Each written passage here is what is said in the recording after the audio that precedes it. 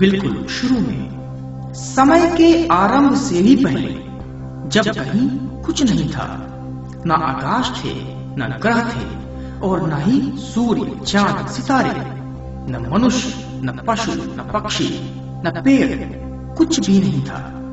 तब केवल वो परमपिता परमात्मा था। परमात्मा प्रेम का अलौकिक प्रकाशमय सागर था। उस विशाल सागर में प्रकाश की लाखों करोड़ों बूंदें थी जो गहरी नींद में सो रही थी। उन्हें इस बात का अनुमान ही नहीं था कि परमात्मा कितना आकर्षक और प्रकाशवान है। हर एक बूंद प्रकाश के अथाह सागर उस परमपिता परमात्मा का एक छोटा सा अंश थी। प्रकाश की हर नन्ही बूंद आत्मा कहलाई, और तुम भी उन्हीं नन्ही बूंदों में से एक हो। अचानक उस परमपिता परमात्मा के अंदर सृष्टि रचना करने की मौज उठी, और उसने अपने 16 कलाओं यानी 16 पुत्रों को उत्पन्न किया। उनमें से सबसे बड़े पुत्र यानी काल भगवान ने कठिन तपस्या की, और तत्पश्चात काल भगवान ने उनके जैसा ही राज्य वरदान के रूप में मान लिया। तब परमपिता परमात्मा ने अपने में से शुद्ध और प्रकाश की जगमगाती अद्भुत लहर प्रकट की, और संपूर्ण सृष्टि, सूर्य, चांद, तारे, पर्वत, वादियां, समुद्र, झील, नदियां, अत्यंत भव्य और सुंदर यह सृष्टि बना दी। परंतु काल भगवान ने सोचा कि मैं आखिर किस पर राज्य करूंगा। तब उन्होंने उस परमपिता से कुछ जीवात्माओं को मांगा। सबन जीव आज्ञा तब कीन्ही, वचन एक सत्य पुरुष ही दीन्ही।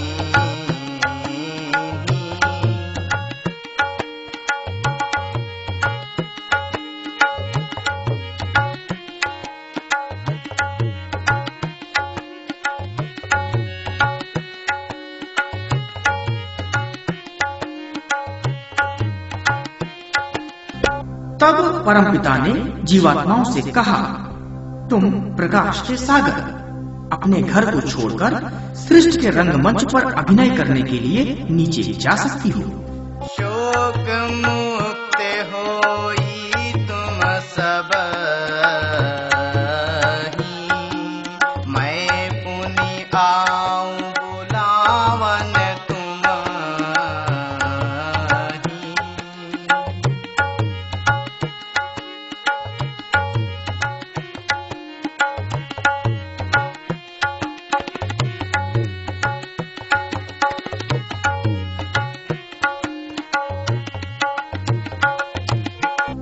किंतु जीवात्माओं को अपना असली वतन छोड़ना गंवारा नहीं लगा।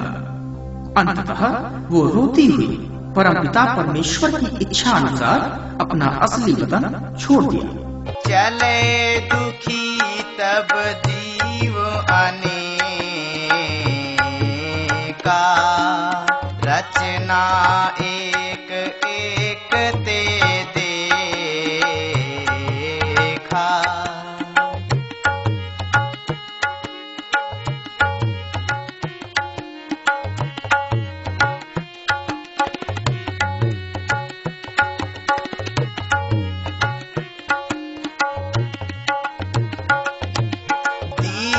लोक रचना जही जाई,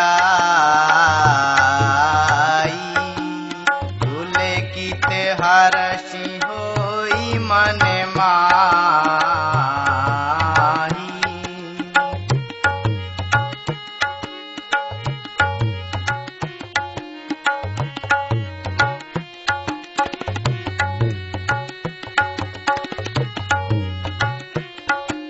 और अनेक शानदार आश्चर्यजनक दिव्य अलौकिक मंडलों से होती हुई अंत में वे इस संसार के रंगमंच पर उतरी।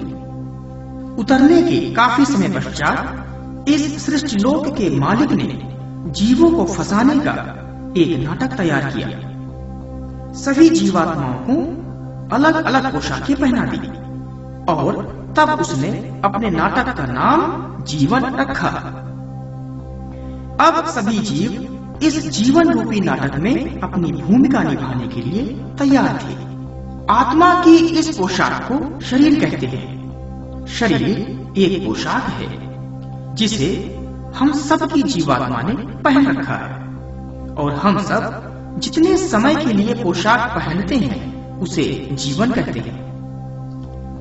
और जीवन के नाटक में जो निर्धारित भूमिका निभाते हैं उसको जन्म कहते हैं।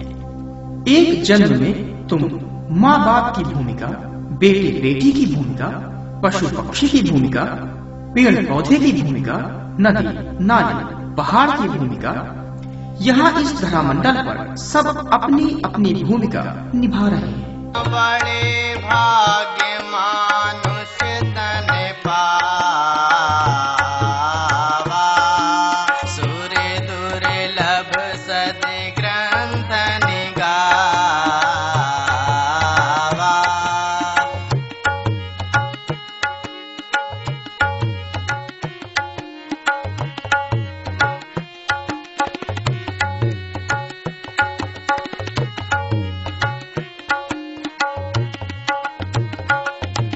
साधन धाम मोक्ष कर द्वारा, पाई न जे परलोक सवारा।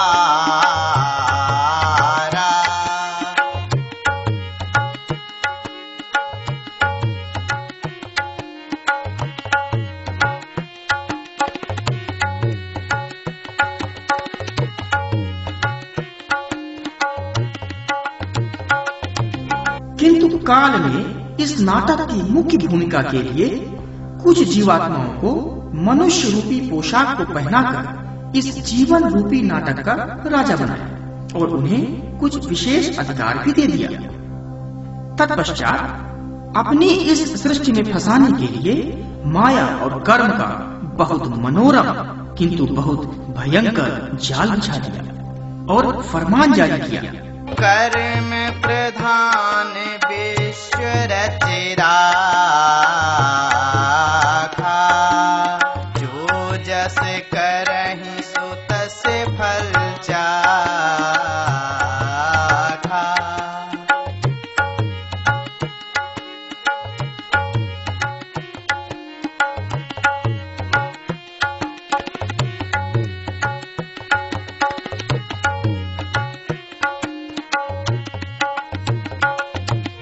काल रूप में तिन कर भ्राता,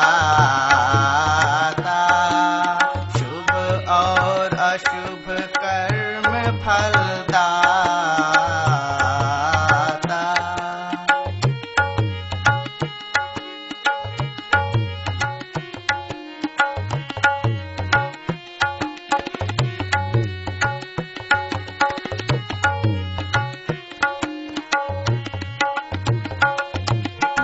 यह आत्मा ही है जो शरीर रूपी पोशाक को भागने, दौड़ने, उछलने, कूदने, तैरने के योग्य बनाती है।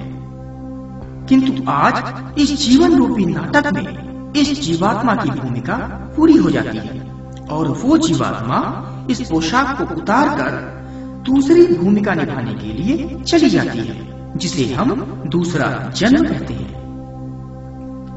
तब यह शरीर रूपी पोशाक समाप्त हो जाती है या समाप्त करती जाती है। तन सराय दिन चार बसेरा, या में को न काहू केरा।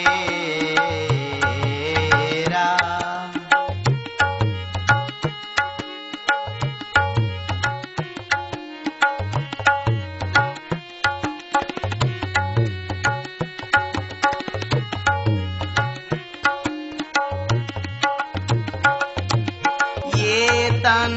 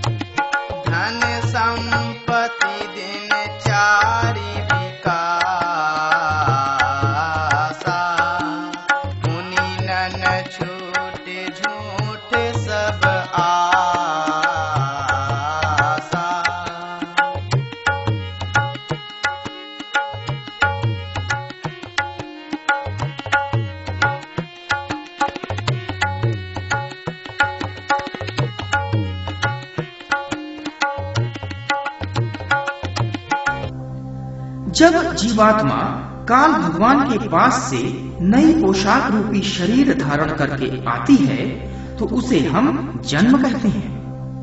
आत्मा किसी भी प्राणी के रूप में जन्म ले सकती है। काल भगवान यह देखकर प्रसन्न होते हैं कि हर आत्मा जीवन रूपी नाटक को हंसी खुशी से स्वीकार करती है। जीवन का नाटक एक विशाल चक्र जैसा है। जीवात्माएं इसी चक्र में घूमती रहती हैं। इस तरह वे अपने लाखों करोड़ों जन्मों में अलग अलग भूमिकाएं निभाती हैं। काल ने ऐसा जाल रचा कि यह सब एकदम से वास्तविक लगता है। इसलिए जीवात्माएं ये भूल चुकी हैं कि वह केवल भूमिका निभा रही हैं। याद रखो, तुम भी केवल एक भूमिका निभा रहे हो। भूमिका निभाते वक्त कोई ऐसा कार्य मत करो जिससे किसी भी जीवात्मा को कोई तकलीफ हो। ये तुम्हारे ही भाई हैं, तुम्हारे साथ ही ये भी अपने वतन से यहाँ आए हैं। काल के कर्म कर्ज रूपी बंधन से निकलकर इस माया नगरी से अपने असली वतन पहुँचने का कुछ उपाय इस मनुष्य रूपी शरीर से कर लो। जन्मय मरे जीव चौरासी,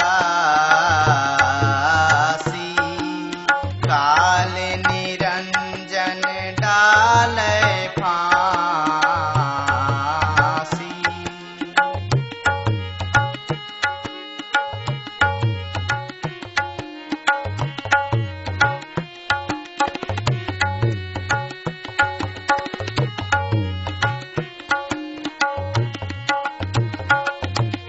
आकर 4 लाख 84, जीव भ्रमति उद्गम अविनाशी।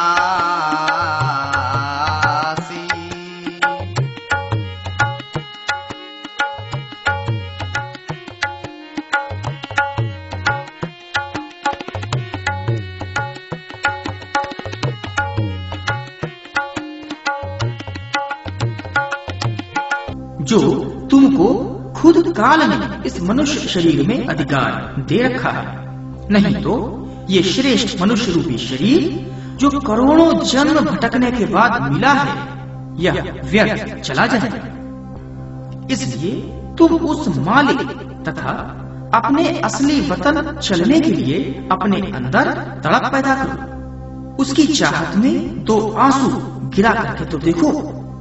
काल ने हर मनुष्य के अंदर एक अदृश्य और गुप्त द्वार बनाकर रखा है जो उस परम पिता तथा अपने असली वतन की तरफ जाता है। किंतु काल भगवान यह नहीं चाहते कि सभी जीवात्माएं वापस चली जाए और उनका अस्तित्व एवं राज्य समाप्त हो जाए।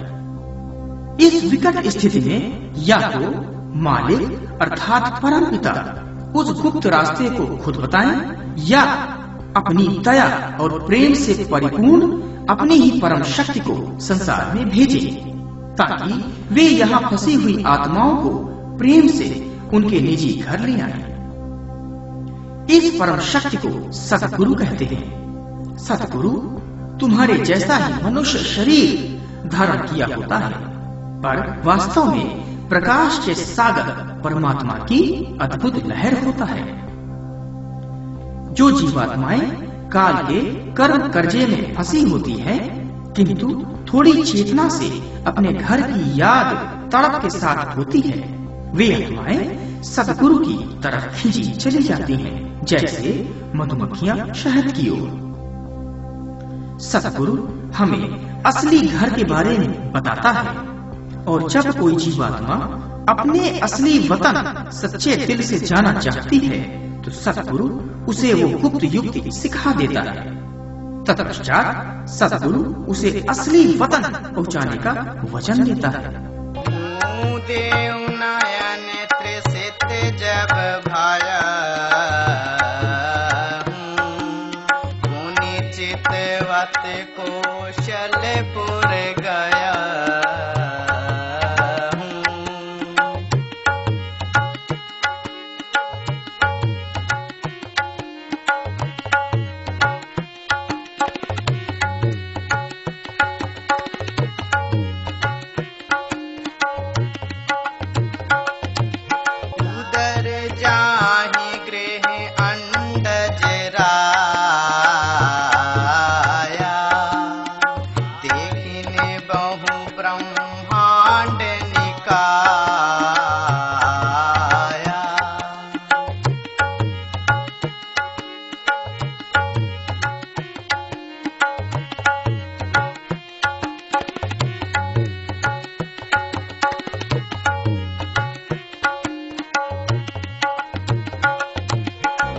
सतगुरु उस मनुष्य को आंखें बंद कराकर स्थिर बैठाकर सिखाते हैं।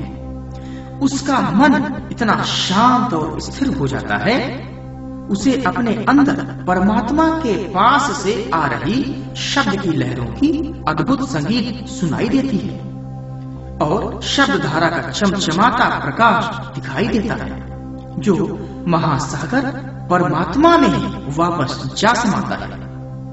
और एक दिन यह गुप्त द्वार खुल जाता है और उसके पीछे छिपा हुआ रहस्य दिखाई देता है और प्रकाश से जगमगाते इस मंडल में एक विचित्र घटना घटती है।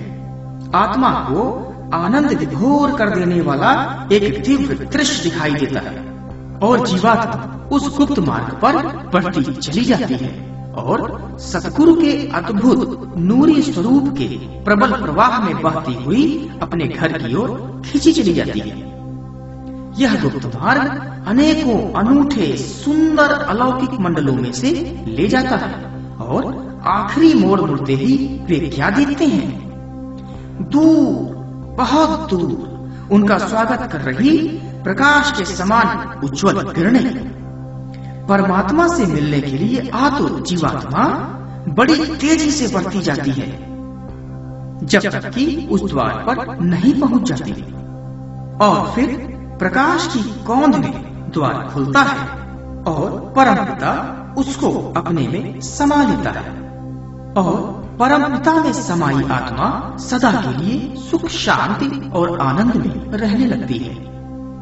तुम जिस सुख शांति की तलाश कर रहे हो वो तो यहाँ है ही नहीं जो तुम्हें प्राप्त हो सके। वर्तमान समय के परम संत सत्पुरुष बाबा जय गुरुदेव जी सबको यही गुप्त मार्ग बता रहे हैं। ये कोई और नहीं बल्कि वो परमपिता खुद यहाँ चलकर आए हैं। ये कहते हैं, हम आए वही देश से जहाँ तुम्हारो धाम, तुमको घर पहुँचावना एक हमारो काम। दुख में देखा जब से तुम ही, मौज बनी हम आए तब ही। तुम फंसे कर्म के फंदे, इससे हो गए अति गंदे। मैं देख रहा था बात तेरी, फिर मानुष रूप बनाया हूँ। व्यापक ब्रह्म अलख अज जो